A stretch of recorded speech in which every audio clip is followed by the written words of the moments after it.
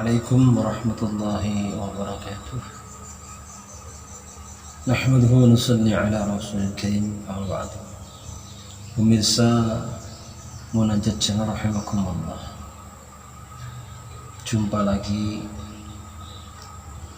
dalam waktu yang berbeda, tema yang berbeda, tetapi intinya adalah sama. Bagaimana perjumpaan kita yang sebentar ini, video yang sebentar ini, tayangan yang sebentar ini menjadikan kita lebih-lebih muhasabah kepada diri kita, lebih-lebih kita menjadi hamba yang senantiasa yang bersyukur atas segala nikmat Allah Subhanahu wa taala. Salawat dan salam kita haturkan kepada yang mulia Nabi Muhammad sallallahu alaihi wasallam. Karena dengan pengorbanan beliau sehingga Islam agama sampai ke dalam diri kita dan sebar kepada umat sekalian. Pemirsa Munajat Channel rahimakumullah. Kita ini harus menjadi orang yang pandai di tengah masyarakat. Kita harus menjadi orang yang tidak mudah terpengaruh. Budayakan di dalam diri kita, khususnya kaum muslimin, untuk tabayun. Ketika ada masalah, tabayun. Cari sumber masalah itu dari mana. Jangan ikut-ikutan. Jangan buat dalil-dalil sendiri. Buktikan. Baru Anda menyimpulkan. Pemirsa sekalian, zaman ini adalah zaman fitnah yang luar biasa. Dan bukan berarti kita ini mau lari daripada kenyataan, ataupun kita lari daripada ujian ini. Hadapi ujian ini. Karena istilahnya hari ini adalah jalan yang kita lalui adalah banyak kerikilnya dan banyak duri. Yang dakwah tetap dakwah, yang taklim tetap taklim, yang zikir tetap zikir, yang ke masjid tetap ke masjid, menjaga salat jamaah, mengurus masjid, mengurus umat, yang ngasuh pesantren tetap ngasuh pesantren, jangan istirahat. Pemirsa, tetapi hadapi perkara ini dengan dingin. Hari ini umat mau dipecah-pecah.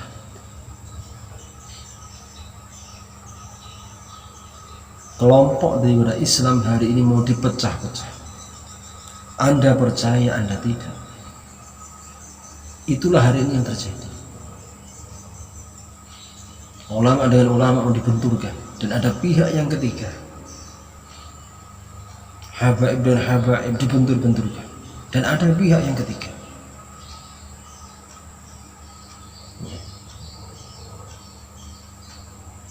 Dan kita satu negeri dibentur-benturkan. Ada pihak yang ketiga. Siapa itu?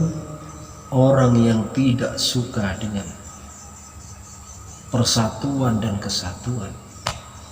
Orang yang tidak suka dengan perdamaian. Orang yang tidak suka dengan kemakmuran. Orang yang tidak suka dengan ukhuwah Islamiyah.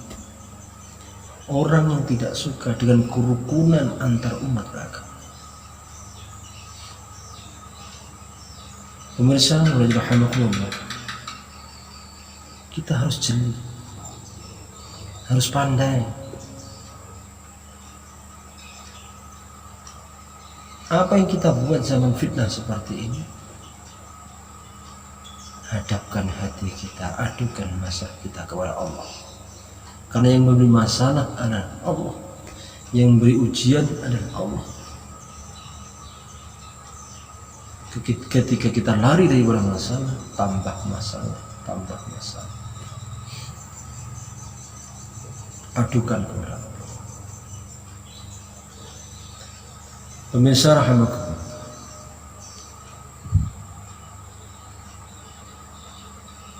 Banyak orang yang suka, juga banyak orang yang tidak suka. Contohnya adalah dakwah. Dakwah itu jenisnya apa saja, selagi itu mengajak manusia kepada Allah, baik lembut, tegas ataupun sedang, tetap saja orang tidak suka dengan dakwahnya itu. Apa? Yang mengajak manusia kepada Allah. Setegas apapun, kalau itu bahasa dakwah, tetap ada yang tidak suka secara terang-terangan. Kalau buat dakwah dengan kelembutan, dengan kasih sayang, tetap saja ada saja orang-orang yang memang tidak suka dengan dakwah yang kita lantunkan.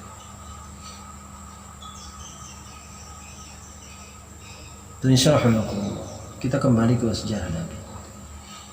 Bagaimana lembutnya Nabi mendatangi Taif, didatangi tokoh-tokohnya dengan kelembutan, dengan kasih sayang, tidak dengan bahasa yang kasar. Lembut sekali Nabi, lebih lembut daripada hari ini dakwah yang kita buat. Lebih lembut Nabi. Apa yang terjadi? Cacian, makian, usiran sampai di pinggiran kota Taif. Sampai anak-anak yang kecil digerakkan semuanya. Untuk apa? Untuk menyakiti, mengusir ketidaksukaan dengan dakwah yang dibuat Rasulullah SAW. Dan buat catatan penting hadirin, kalau kita terjun dalam dakwah, ya, kalau ada ujian, ya itulah risiko orang dakwah. Ya itulah risiko orang dakwah. Ketika hak dimunculkan, maka batil juga akan muncul. Rahmati Allah Subhanahu wa ta'ala. Tetapi jangan berhenti sebelum sampai tujuan. Jangan berhenti sebelum sampai tujuan. Karena kesuksesan seorang dai ketika dia dakwah jatuh bangun sampai tujuan. Pemirsa rahimakumullah, renungkan dalam hati kita, renungkan dalam pikiran kita. Kalau kita berbuat baik, pasti ada tantangan orang tidak suka dengan kebaikan. Yang paling terpenting adalah diri kita. Jangan selalu melihat belek yang ada di matanya saudara kita. Karena kenapa? Karena kita sendiri juga punya belek. Maksudnya apa? Jangan kita selalu melihat kekurangan orang lain. Lihat kekurangan diri sendiri. Sehingga kita menjadi orang yang adil, menjadi orang yang amanah, menjadi orang yang santun, menjadi orang yang hikmah. Masya Allah, bismillahirrahmanirrahim. Menghadapi tantangan zaman yang seperti ini, tidak ada cara yang lain kecuali fafirru ilallah, fafirru ilallah, fafirru ilallah. Semakin Anda jauh daripada Allah, semakin Anda akan mengalami kegoncangan hati, ujian-ujian yang besar. Maka jangan jauhi Allah sampai akhir kehidupan kita, sampai lisan kita, hati kita yakin bahwasanya Allah Subhanahu wa ta'ala Rabb kita, Tuhan kita, la ilaha illallah, muncul hadir dalam akhir kehidupan kita. Inilah kesuksesan yang pada akhir kalam la ilaha illallah dakhala jannah. Inilah tujuan kita. Di akhir kehidupan kita